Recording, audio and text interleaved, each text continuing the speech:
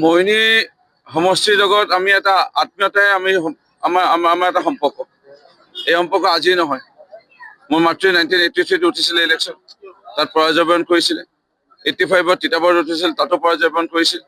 দুবাৰ পৰাজয়বৰণ কৰাৰ পিছত মোহিনী সমষ্টিৰ সেই সময় 1990 চনত পিতৃ যেতিয়া মৃত্যু হৈছিলে 29 জানুৱাৰী 1990 চনত, তাৰপিছত মাতি আনিছে যে নিৰ্বাচন আছে, আপুনি আহক। আৰু মা সেই সময়ত বিধৱা এগৰাকী মাতৃ আৰু ইয়ালৈ ওলাই আহিছিল। আৰু সমষ্টিৰ সেই সময়ত টকা পইচাও নাছিল। এটা ভাড়া গাড়ী আমি লৈছিলো, এম্বেচেডৰ গাড়ী, মোহিনী মানুহে জানে। আৰু সেই গাড়ীখনতে মায়ে ঘূৰি ইয়াত সেই সময়ত বহুত ভাল ডাঙৰ ডাঙৰ নেতা বা ভাল ব্যক্তিয়ে সমষ্টিত প্ৰতিনিধিত্ব কৰিছিলে 91 চনত। কিন্তু মা সেই সময়ত জিকিছিল সেই প্ৰতিযোগিতাত। তাৰপৰা মা পিছপিনে ঘূৰি চাব লগা হোৱা নাই। একেলগে তৃতীয়বাৰৰ বাবে মোহিনী সমষ্টিত নিৰ্বাচিত হৈছিলে। আৰু বহু মানুহে ভাবে কি ৰূপজ্যোতি কুৰ্মীয়ে এনেই ঘূৰি ফুৰি আছে, এনেই এমএলএ। মই বহুত ইয়াত ত্যাগ কৰি থৈছো। এই ত্যাগ সমষ্টিৰ চুকে কোণে চব পিনে মানুহে জানে। মাতৃ ক'ৰবাত কিবা অসুখৰ কাৰণত আহিব নোৱাৰে, দুৰ্গা মা মূৰ্তি কিনিবলৈ কাৰণে মই আহি পেলাই স্কুটাৰ বাজাজ চুপাৰত আহি পেলাই সেই সময়ত দুৰ্গা মা মূৰ্তি কিনিবলৈ টকা দিওঁ। বহু অঞ্চলত সকাম, ক'ৰবাত বিয়া, ক'ৰবাত মানুহ ঢুকাই বা ক'ৰবাত ভাগৱত পাঠ পাতিছে, সেই সময়ত মই মটৰচাইকেলত আহি পেলাই স্কুটাৰত আহি পেলাই কাৰোবাৰ লোকৰ মটৰচাইকেলত 50 টকাত 1 লিটাৰ তেল পাইছিলে, পেট্ৰল। সেই সময়ত আহি পেলাই ইয়াত চুকে কোণে ঘূৰি ফুৰিছিল। মানুহে মোক এনেই এমএলএ জিকাই থকা নাই, বহুত ত্যাগ কৰি থৈছো। যেতিয়া বাগান বন্ধ হৈ গৈছিলে, অসম চাহ নিগমৰ 5খন বাগান, মায়ে মোক কৈছিলে আমুক কমাৰৰ পৰা গৈ পেলাই কলম কটাই লৈ আন, কলম কটাই ইয়াত দি থৈছো। 2004 চনত মাৰ মৃত্যু হ'ল। মোহিনী সমষ্টিৰ হৃদয় ৰেখা ধুধুৰালি অৱস্থা একেবাৰে শোচনীয় আছিলে। একাঠো মানে ফুলা বুলি ক'ব পাৰি ধুধুৰালিত। সেই সময়ত মই 2.5 দিন গোহাঁইবাৰী গছৰ তলত বহি পেলাই অনশন কৰিছিলো। ইয়াৰ উপৰিও মোহিনী সমষ্টি আজি চুকে কোণে মই আকৌ কৈছো, গৰিষ্ঠ সংখ্যক লোকৰ মই হৃদয়ত স্থান ইতিমধ্যে দখল কৰিলো। আৰু মোৰ হৃদয়ত মোহিনীবাসী ৰাইজ আজি স্থান দখল কৰিছে। এটা আত্মীয়তা আছে, সেইকাৰণে মোক জিকাই আছে, অন্য একো কথাই নাই। আৰু ইয়াত মোহিনী সমষ্টিৰ কোনোবাই যদি বিধায়ক হ'ব বিচাৰে, ইয়াত কষ্ট কৰিব লাগিব। মোহিনী সমষ্টিৰ ৰাইজৰ আৱেগ বুজিব লাগিব। ইয়াত মানুহ ঢুকালেও আহিব লাগিব, মানুহ বেমাৰ হলেও আহিব লাগিব। হস্পিটেলত মৃতদেহ আনিবৰ কাৰণে যদি গাড়ী কাৰোবাৰ নাথাকে, গাড়ী প্ৰদান কৰিব লাগিব। কাৰোবাৰ যদি তেজ দৰকাৰ, মোৰ ৰক্তদাতা মোৰ সংস্থা আছে, মই নিজে 57 বাৰ এতিয়ালৈকে মই ৰক্তদান কৰিলো। ইয়াত ৰক্তদান কৰিব লাগিব। ইয়াত কোনোবা হাড় ভাঙিছে, ক'ৰবাত বাহিৰলৈ গৈছে, তেওঁলোকক ট্ৰেইনত টিকেট কাটি দিব লাগিব।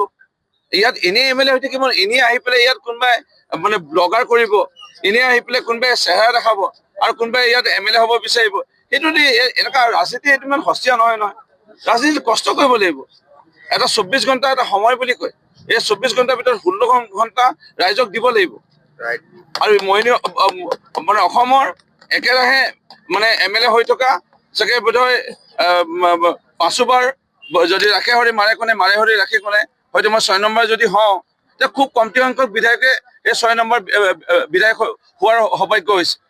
মানে লেখত ল'ব লগা অসমৰ চাগে 5জন বা 6জন বিধায়কে আছে, একেৰাহে জিকি আছে। মই এনেই বোলে মাৰ্বল গুটি খেলি, ইয়াত বোলে টাং গুটি খেলি পেলাই, ইয়াত বোলে মই এনেই এমএলএ হৈ থকা নাই। ইয়াত যেতিয়া কোনোবা এজনৰ স্কুলৰ বা কলেজত পঢ়িবলৈ অসুবিধা, কিতাপ পত্ৰ কিনি দিব লাগিব। ইয়াত যেতিয়া হাতীয়ে ক'ৰবাত গাঁৱত আক্ৰমণ কৰে বা অনিষ্ট কৰে, তাত গৈ টৰ্চলাইট বিতৰণ কৰিব লাগিব। ৰাইজৰ লগত সাহস প্ৰদান কৰিব লাগিব। অসম নাগালেণ্ডৰ সীমামূৰীয়া যেতিয়া সমস্যা হয়, সেই সময়ত গৈ পেলাই ৰাইজক সাহস প্ৰদান কৰিব লাগিব। সেই সময়ত গৈ পেলাই ৰাইজৰ কাষত থিয় হ'ব লাগিব। এনেই কোনোবাই এনেই ঘূৰি ফুৰি ইয়াত এমএলএ হ'ব কোনো নোৱাৰে। মোহিনী সমষ্টিত মোতকে অধিক কাম কৰা যদি কোনোবা ওলায়, তেতিয়াহে মোহিনী সমষ্টিত এমএলএ হ'ব লাগিব। নহ'লে মই যোনদিনাখনলৈকে মই উশাহ লৈ থাকিম, এমএলএটো ময়ে হৈ আছো, আৰু ময়ে এমএলএ হৈ থাকিম ইয়াত।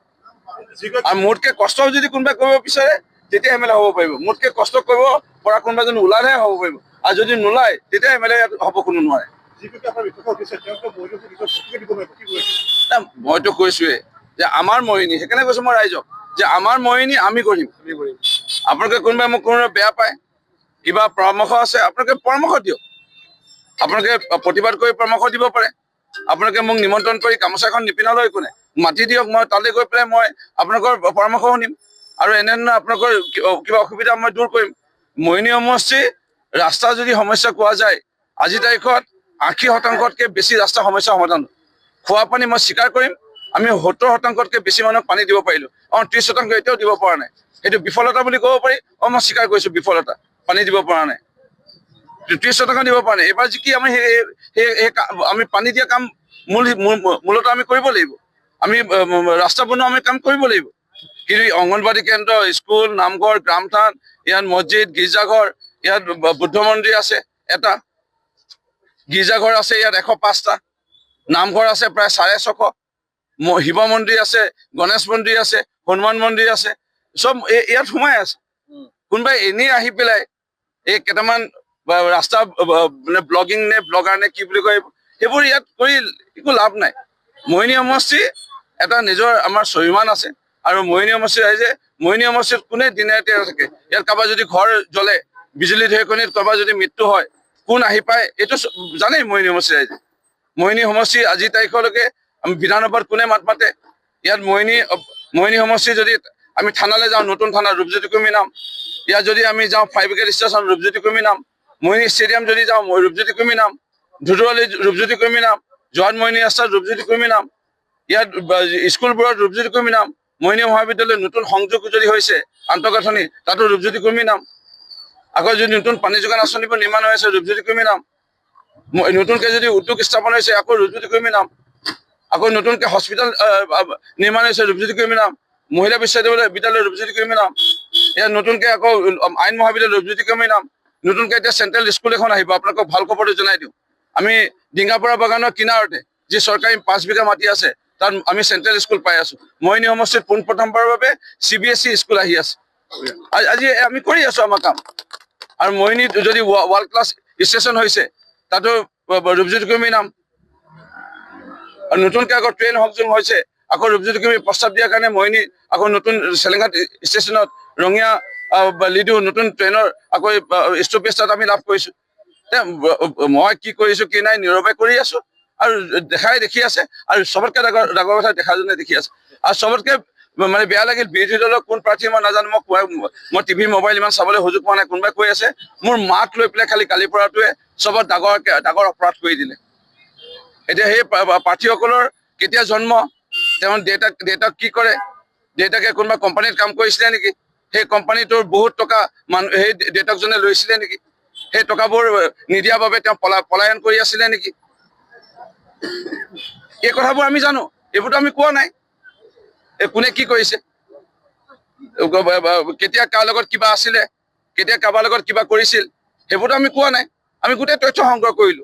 কোন কেতিয়া জন্ম, কোন বিদ্যালয়ত পঢ়িছিল, ক'ত ঘৰ, তেওঁলোকৰ পৰিয়ালৰ কোন, মামাক পৰিয়ালসকলে তেওঁলোকক এৰি দিলে নেকি, মামাক পৰিয়ালে তেওঁলোকক বেয়া পায় নেকি, আমি গোটেই সংগ্ৰহ কৰিলো। সেইকাৰণে বিশেষ ক'বলগীয়া একো নাই। মই আনন্দিত, মোৰ মুখত অলপ হাঁহি দেখিছে এইটো কাৰণে, কাৰণ ৰাইজৰ দলৰ ইয়াত ভাল প্ৰাৰ্থী আছিল। সেই প্ৰাৰ্থীসকল নোপোৱাৰ বাবে তেওঁলোকে ইতিমধ্যে আমাক ভিতৰকে সহায় কৰা আৰম্ভ কৰি দিলে। আৰু কংগ্ৰেছ দলৰ ইয়াত 3জন প্ৰাৰ্থী আছিল। এজন প্ৰাৰ্থী আমি জনাত কোনোবা দলৰ লগত মিত্ৰতা কৰিলে বা মিলি গ'ল। বাকী দুজনৰ যি সমৰ্থক আছিল, সেই সমৰ্থকসকলে ইতিমধ্যে আমাক সহায় কৰা আৰম্ভ কৰি দিলে। সেইকাৰণে আমি যিমান সংখ্যক ভোটত জিকিম বুলি ভাবিছিলো, তাতকৈ অধিক সংখ্যক ভোটত জিকাৰটো এতিয়া আমাৰ যেতিয়া নিশ্চিত হৈ পৰিলে, সেইকাৰণে আমি খুবেই আনন্দিত।